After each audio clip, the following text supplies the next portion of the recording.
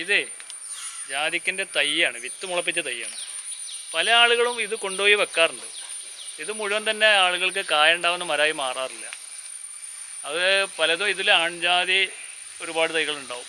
അതുകൊണ്ട് തന്നെ അതെല്ലാം കായ്ച്ചുണ്ടാവാറില്ല. പിന്നെ ചെയ്യാനുള്ളതെന്ന് പറഞ്ഞാൽ കായൊക്കെ ആവണില്ലെങ്കിൽ രണ്ടാമത് കട്ട് ചെയ്ത് അതിൻ്റെ നല്ല കായ ഉണ്ടാകുന്ന ജാതിയിൽ നിന്ന് സാധനം എടുത്ത് ബഡ് ചെയ്ത് പിടിപ്പിച്ച് ആ മരത്തിന് ഉപയോഗിക്കുക എന്നുള്ളതാണ്. അതിനേക്കാളൊക്കെ ഏറ്റവും നല്ലത് നമ്മൾ ഇതുപോലെ തന്നെയുള്ള നല്ല നല്ല തൈകൾ വാങ്ങി കൃഷി ചെയ്തതാണ്.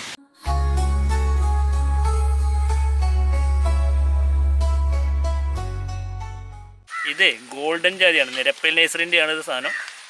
ഗോൾഡൻ ജാതിയാണ്.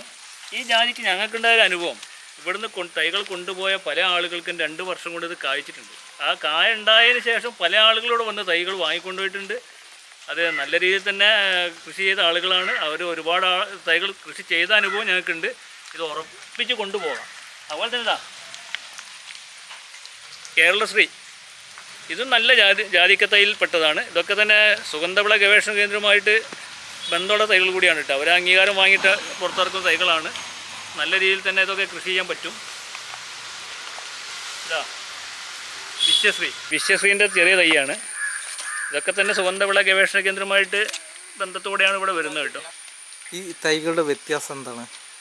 ഈ ഗോൾഡനൊക്കെ നല്ല കായാണ്, അതിൻ്റെ പത്ര നിറഞ്ഞു നിൽക്കുന്നുണ്ട്. ആ കുരുവിനെ നിറഞ്ഞു നിൽക്കുന്ന പത്രയാണുള്ളത്. അതുകൊണ്ട് തന്നെ അത്തരം തൈകളാണ് പൊതുവെ കർഷകന് തിരഞ്ഞെടുക്കുന്നത്. കർഷകരെടുത്ത് പല കർഷകരെടുത്ത് നാടൻ ഇനം തൈകളൊക്കെ നിലവിലുണ്ട്. അതിനൊക്കെ വ്യത്യസ്തമായിട്ട് പുതിയ വെറൈറ്റികളെ തിരയുന്ന ഒരു കാലഘട്ടത്തിൽ കൂടിയാണ് കടന്നു പോകുന്നത്.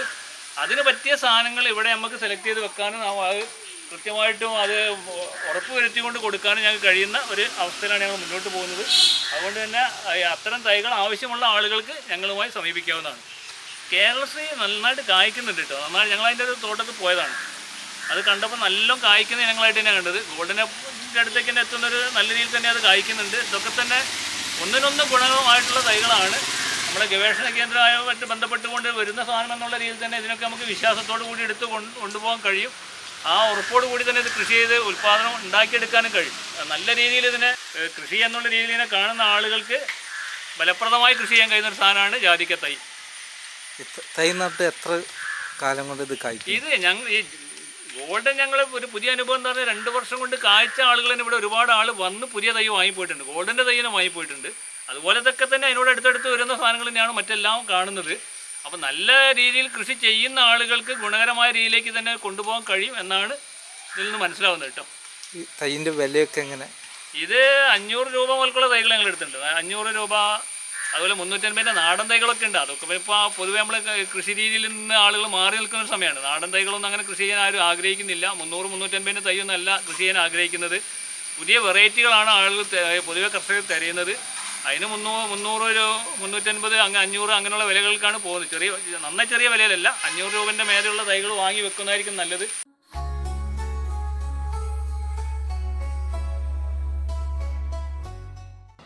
ജാതിമരം നടാൻ തീരുമാനിക്കാൻ എന്താണ് കാരണം?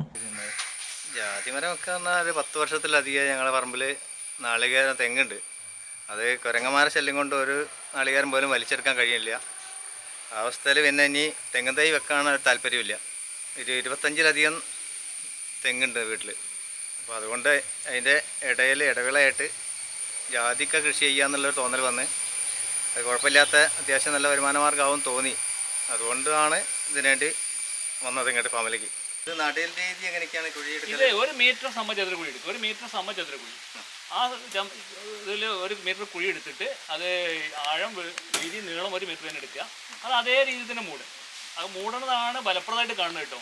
എന്നിട്ട് ആ മൂടിയിട്ട് അതിൻ്റെ മുഴുവൻ മണ്ണ് വലിക്കുന്നില്ല. എന്നിട്ട് ആ കുഴി നിരപ്പിൻ്റെ മുകളിൽ നന്നായിട്ട് വളം മിക്സ് ചെയ്ത് ചേർക്കുക. നന്നായിട്ട് വളം ചേർത്തതിന് ശേഷം സെൻറ്ററിലൊരു പിള്ളക്കുഴി എടുത്ത് ഈ തൈനെ സെറ്റ് ചെയ്ത് കുഴിച്ചിട്ടാൽ വേഗം കായ്ക്കുന്നതായിട്ട് കാണുന്നത്. ഇതേ മരം തന്നെ കുഴിക്കുള്ളിൽ വെച്ച പല ആളുകൾക്കും ഇത് ഗുണകരമല്ലാത്ത അവസ്ഥയാണ് കാണുന്നത്. അങ്ങനെ മാറ്റി വെച്ച അനുഭവം ഞങ്ങളുണ്ട്. ഞങ്ങൾ തന്നെ പോയിട്ട് പറിച്ചെടുത്ത് വേറെ സെൻറ്ററിൽ നിന്ന് കൊണ്ടുവന്ന തൈനെ പറിച്ചെടുത്ത് രണ്ടാമത് സെറ്റ് ചെയ്തിട്ടുണ്ട്. അത് ഒരു വെള്ളം ചെറിയ രീതിയിലൊക്കെ നിൽക്കുമ്പോൾ പെട്ടെന്ന് ഈ ചെറുപ്പത്തിൽ തന്നെ അത് നശിച്ചു പോകുന്ന ഒരു ഇല കൊഴിച്ചിലൊക്കെ വന്നിട്ടാണ് ആ മരം ഒരു 50 മരത്തിൽ കൂടുതൽ ലിമേഷാണ് ഇവിടുന്ന് പോയിട്ട് അത് പറിച്ചെടുത്തിട്ട് രണ്ടാമത് സെറ്റ് ചെയ്ത് കൊടുത്തത്. ആ ഒരു അവസ്ഥ ഒഴിവാക്കാൻ വേണ്ടിയാണ് പറയുന്നത്. ഒരു ഭൂമി നിരപ്പിന് നന്നായിട്ട് ചെയ്യാം. ഇത് പിന്നെ കുറച്ച് ഉയർന്ന സ്ഥലം ആയതുകൊണ്ട് എന്താണെങ്കിലും വലിയൊരു തടം അതിന് കൊടുക്കേണ്ടതില്ല. നല്ല രീതിയിൽ ചെയ്യാം. നന്നായിട്ട് നന കൊടുക്കുക, പുറത്തുനിന്ന് റൗണ്ട് ചെയ്തിട്ട് നനയ്ക്കാനുള്ള സൗകര്യം ചെയ്ത് കൊടുത്താൽ വളരെ ഫലപ്രദമായിട്ട് ഇത് കൊണ്ടുപോകാൻ കഴിയും.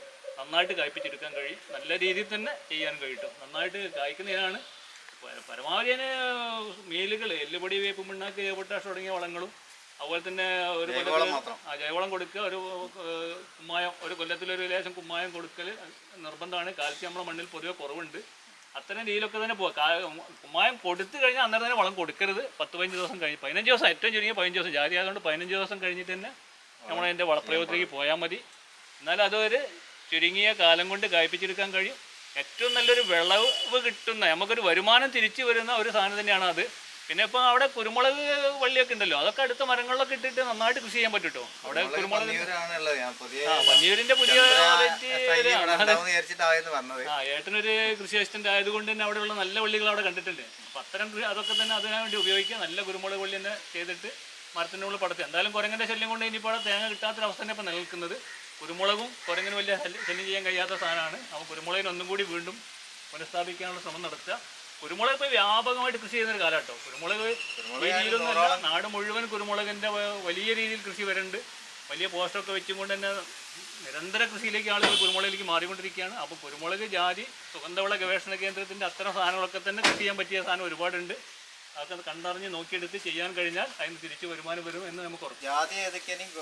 ജാതിയിലിപ്പോൾ നമ്മൾ വിശ്വശ്രീ എടുത്ത്, ഗോൾഡൻ എടുത്ത്, കേരളശ്രീ എടുത്ത്, പിന്നെ വേറെ 1-2 ഇനം കൂടി നമ്മളതിൽ ഉണ്ട്. ഇവിടെയുള്ള എല്ലാ ഇനങ്ങളും തന്നിട്ടുണ്ട്. എന്താണ് എപ്പോഴെങ്കിലും ബെഡ് ചെയ്യാതെ തൈകൾ ഉണ്ടാക്കണമെന്ന് ആർക്കെങ്കിലും തോന്നുകയാണെങ്കിൽ അതിന് ഉപയോഗപ്രദമാകുന്ന രീതിയിലാവട്ടെ എന്നുള്ളതുകൊണ്ടാണ് എല്ലാ ഇനത്തുനിന്നും അങ്ങനെ തൈ തന്നത്. 5 ഇനം തൈകൾ പൈലുണ്ട്. അത് കൃത്യമായിട്ട് ഇത് കാട്ടുജാതിയിൽ തന്നെ ചെയ്തതാണ്. കാട്ടുജാതിയിലാണ് ചെയ്തത്. അതുകൊണ്ട് നല്ല വേരോട്ടം കിട്ടും, നല്ല വളർച്ച കിട്ടും. കാണിക്കും കാട്ടുജാതി ചെയ്താണ് കേട്ടോ. ആണും പെണ്ണും തിരിച്ചറിയാൻ മാർഗം? അത് തിരിച്ചറിയാൻ വളരെ പ്രയാസമാണ് ഈ ഇതിൽ. അതുകൊണ്ട് തന്നെയാണിത് കൃത്യമായിട്ട് നമുക്ക് അങ്ങനെ പറയാം. പല ആളുകളും പല അഭിപ്രായങ്ങളും ഇതിൽ പറയേണ്ടത് തിരിച്ചറിയാൻ കഴിയുന്നത്. പക്ഷെ അങ്ങനെ തിരിച്ചറിയാൻ കഴിയുന്നൊരു സാഹചര്യത്തിന് സത്യത്തിൽ ഇല്ല എന്നാണ് ഞാനൊരു 35 വർഷം മുന്നേ ഒരു ഫാമിൽ ജോലി ചെയ്തതെന്ന് എൻ്റെ മനസ്സിൽ പറഞ്ഞിട്ടുള്ളത്. കൂടുതൽ കൃഷിയായിട്ട് തോട്ടമായി വലിയ കൃഷിയൊക്കെ ചെയ്യുന്ന ആ ഒരു തോട്ടത്തിൽ 1-2 ആൺമരങ്ങൾ സെറ്റ് ചെയ്ത് വെക്കുന്നത് വളരെ നല്ലതാണ്. അപ്പോൾ അവിടെ കൂടുതൽ കായ് ഉൽപ്പാദിപ്പിക്കപ്പെടാൻ, അതിൻ്റെ പരാഗണം നടക്കാനൊക്കെ ഒരുപാട് അനുകൂല സാഹചര്യങ്ങൾ കാണുന്നുണ്ട് കേട്ടോ. അപ്പോൾ എന്താ പറഞ്ഞാൽ 100 മരം 200 മരമൊക്കെ നമ്മൾ സെറ്റ് ചെയ്ത് നട്ട് കൃഷി ചെയ്യാൻ ആഗ്രഹിക്കുന്ന ആളുകൾക്ക് ഏറ്റവും നല്ലതാണ്. ഇപ്പോൾ ഞാൻ ഇവിടെ നിന്ന് ഇപ്പോൾ 200 തൈ കൊണ്ടുപോയ ഒരാളുണ്ട്. ഞാൻ അയാൾക്ക് 2 മരം പുറത്തുനിന്ന് ആൺമരം എടുത്ത് കൊടുക്കുക ചെയ്തു. ആദ്യം നടാൻ പറ്റിയ സമയമാണിത്. ഇപ്പം നടുന്നത് വളരെ നല്ലതാണ് കേട്ടോ. നല്ല കുഴിയൊക്കെ എടുത്ത് നന്നായിട്ട് വളങ്ങളൊക്കെ ചേർത്ത് ഇപ്പം നട്ടാലേ ചെയ്യും സമയത്ത് തന്നെ അത് പൊന്തി വരും. മഴക്കാലം കഴിയുന്നതോടുകൂടി തന്നെ അത്യാവശ്യം മണ്ണിൽ വേര് പിടിച്ച് വളർന്നു വരും. പിന്നെ ചെറിയൊരു നനൻ്റെ ആവശ്യം വരുള്ളൂ. നടാൻ നല്ല സമയമാണിത്. പൊതുവേ അല്ല ഏത് സാധനങ്ങളും കൃഷി ചെയ്യാൻ പറ്റിയ സമയം കൂടിയാണ്. അത് അതിന് പറ്റിയ നല്ല തൈകൾ ഏത് തൈ വേണമെങ്കിലും നമുക്ക് തിരഞ്ഞെടുത്ത്